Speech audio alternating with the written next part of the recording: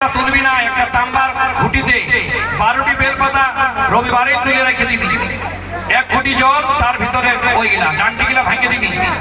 সেই জলটা সেই ফুলটা নিয়ে শিব মন্দির যাবি। কোন মুখে বসবি মা জানো? সে খেলা আওয়াজ হেমন্ত বাবা এসেছে। উত্তর মুখে বসবেন, আর উত্তর মুখে বসে নিয়ে শিব পূজা করবেন। আর কোন মহিলা বা পুরুষ দাঁড়ায় দাঁড়ায় শিবলিঙ্গ জল দিবি না।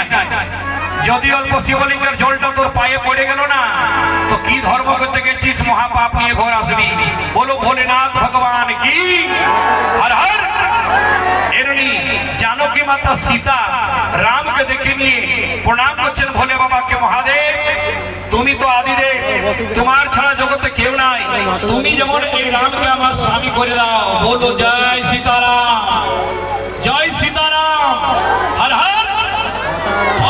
আর বাবা যেমনই বলেছেন দুর্গা মাতা মহাদেবকে বলছেন, মহাদেব আজ আমার বনেতে তুমি এসে যাও।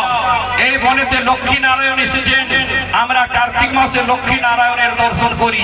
আর মহাদেব আর দুর্গা মাতা দুজনা আই গেলা হাত